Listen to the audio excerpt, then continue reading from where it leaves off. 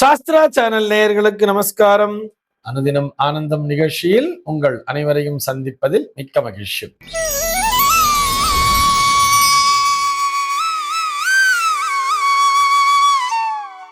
இன்று 6/5/2026 இந்த நாள் குறித்து பஞ்சாங்கம் என்ன சொல்றதுன்னு பார்க்கலாம் வாங்கும். இன்றைய தினம் பராபவ வருடம் சித்திரை மாதம் 23ஆம் தேதி புதன்கிழமை. திதி பார்த்தோம்னா தேய்பிரை சதுர்த்தி திதி காலை 7:51 வரைக்கும் இருக்கு.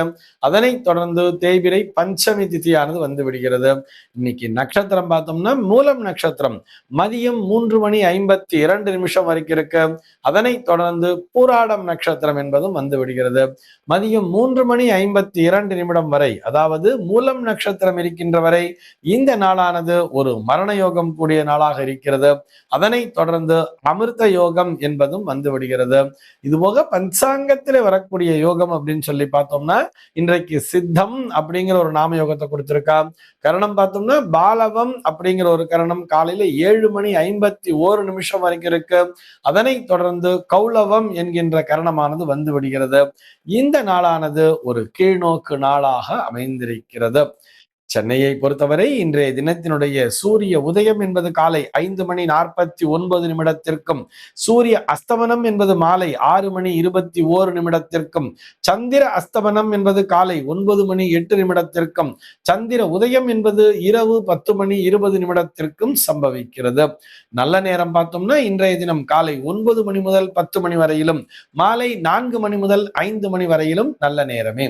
சென்னையை பொறுத்தவரை இன்றைய தினத்தினுடைய ராகு காலம் என்பது மதியம் 12:05 முதல் 1:39 வரையிலும், யமகண்டம் என்பது காலை 7:23 முதல் 8:57 வரையிலும், குளிகை காலம் என்பது பகல் 10:31 முதல் மதியம் 12:05 வரையிலும் சம்பவிக்கிறது. தினாந்தம் பார்த்தோம்னா இன்றைய தினம் இரவு 1:31 கொடுத்திருக்கா.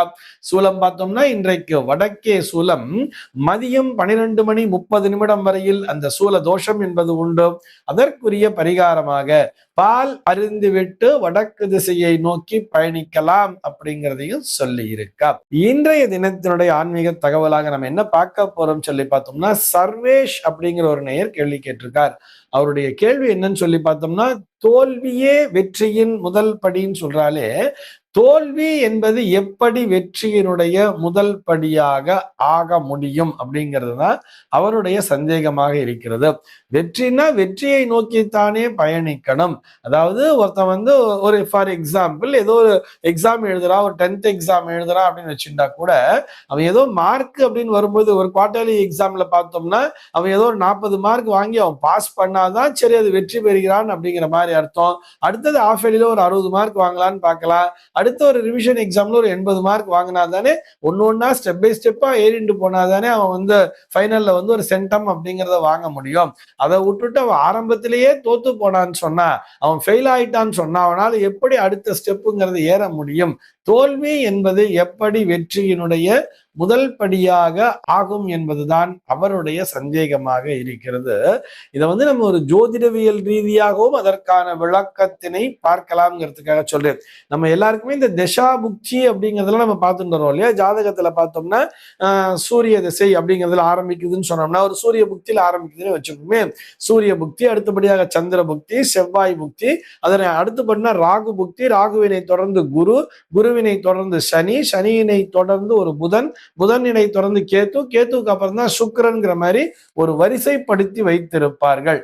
இந்த வரிசை கிரமமாக பார்க்கும் பொழுது கூட பார்த்தோம்னா ஒரு சூரிய திசையில ஒரு சூரிய புக்தி அப்படின்னு எடுத்துப்போமே, அதனுடைய பொதுவா பார்த்தோம்னா பொதுப்படையான பலன் ஒவ்வொருவருடைய ஜாதகத்தில் இருக்கக்கூடிய ஒவ்வொரு பாவகம் தான் அதனுடைய பலன்களை தீர்மானிக்கும். அதே சூரியன் ஒரு 4ஆம் பாவத்துல இருந்தார்னா சொந்தமாக வீடு வாங்கக்கூடிய அம்சத்தினை தருவார். அதே 8ஆம் பாவத்துல இருந்தார்னா கடுமையான நஷ்டத்தினையும் கொடுப்பாருங்கிற மாதிரிலாம் இருக்கும்.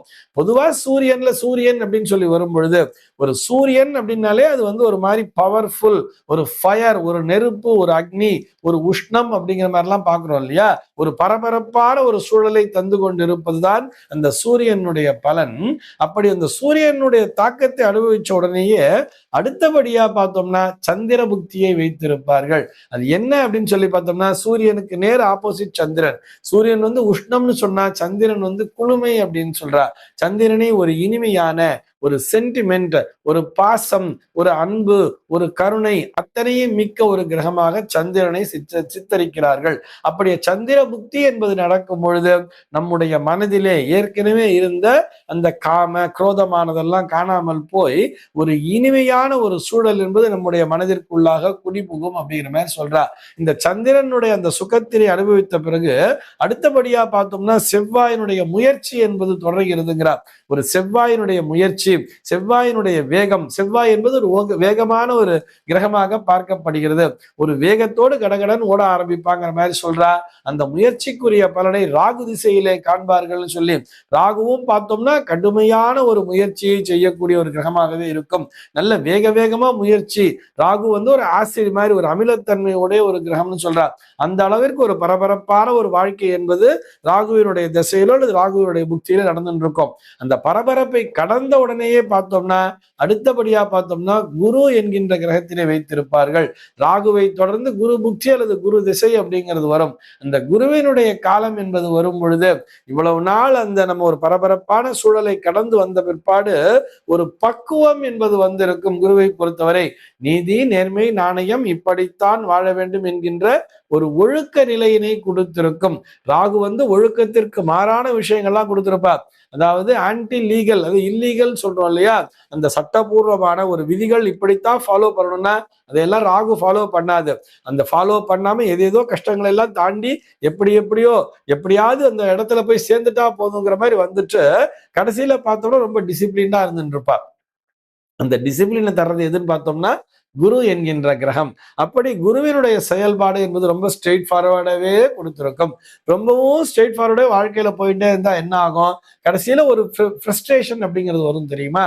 இவ்வளவு தூரம் நான் நீதி நேர்மையா இருந்து கூட நான் என்னத்தை சாதிச்சிட்டேன்னு சொல்லிட்டு அடுத்த திசையை பார்த்தோம்னா ஒரு சனி திசையை கொடுத்திருப்பார்கள். அது கொஞ்சம் நிதானமாகத்தான் செயல்பட வைக்கும். கடுமையான சோதனைகளை எல்லாம் தரும்.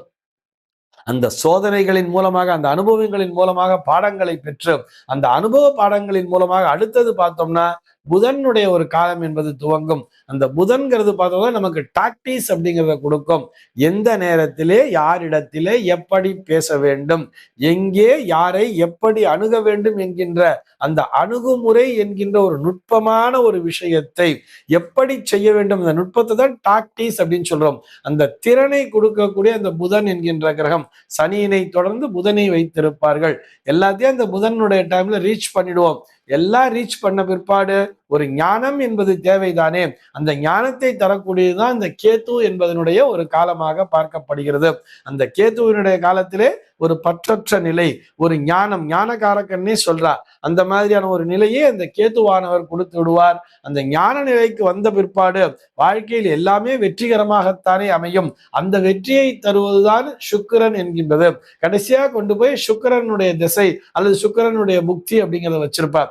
இப்படி அந்த சுழற்சிக்காக நான் சொல்றேன். அதனால தோல்வி அப்படிங்கிறது வந்தா அடுத்தது நமக்கு நிச்சயமாக வெற்றி என்பதுதான் வரும் என்பதை புரிந்து கொள்ள வேண்டும். அதற்காக தொடர்ந்து ஒருத்தர் வெற்றி பெற்றுட்டே இருப்பான்னு அர்த்தம் கிடையாது.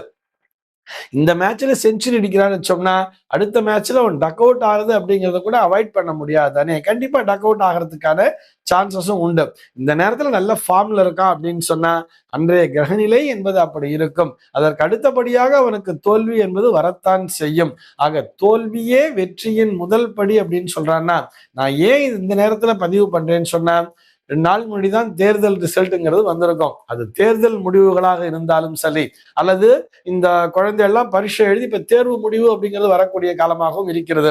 இந்த தேர்வுகளினுடைய முடிவுகளிலே, அதாவது எக்ஸாம், ஸ்கூல் ஸ்டூடெண்ட்ஸ் எழுதின எக்ஸாம்ஸுடைய ரிசல்ட்டாக இருந்தாலும் சரி, அது தோல்வியாக இருந்தாலும் வெற்றியாக இருந்தாலும் அதை எல்லாவற்றையும் ஒரே மனநிலையோடு பார்க்க கற்றுக்கொள்ள வேண்டும். தோல்வி வந்துட்டா துவண்டு விடவே கூடாது. அது எதற்காக அந்த தோல்விங்கிறது நமக்கு வந்திருக்கு, எந்த இடத்துல நம்ம தப்பு பண்ணியிருக்கோங்கிற ஒரு அனுபவங்கிறது நமக்கு கிடைச்சிருது தானே. அந்த அனுபவத்தை கொண்டு அடுத்தபடியாக நாம் வெற்றியை நோக்கி பயணிக்க வேண்டும். வெற்றி பெற்றவர்கள் என்ன பண்ணணும்னு சொன்னா, அந்த வெற்றியை தக்க வைத்துக் கொள்வதற்கு, இந்த வெற்றி என்பது நிரந்தரமும் கிடையாது. தோல்வி என்பதும் நிரந்தரம் கிடையாது. இருந்தாலும் நம்ம வெற்றி பெற்றிருக்கிறோம் என்று சொன்னால், இறைவன் நமக்கு இந்த வெற்றியை தந்திருக்கிறான் சொன்னால், அந்த வெற்றியின் மூலமாக அடுத்தவர்களுக்கு நாம் எப்படி உதவி செய்ய வேண்டும் என்கின்ற அந்த நோக்கத்தினையும் நாம் புரிந்து கொள்ள வேண்டும். இந்த தகவலோடு இன்றைய தினம் உங்களிடமிருந்து நான் விடைபெற்றுக் கொள்கிறேன். மீண்டும் உங்கள் அனைவரையும் நாளைய தினம் ஒரு புதிய தகவலோடு சந்திக்கிறேன். அன்பர்கள் அனைவருக்கும் அனுதினமும் ஆனந்தமாய் அமைய பிரார்த்திக்கிறேன்.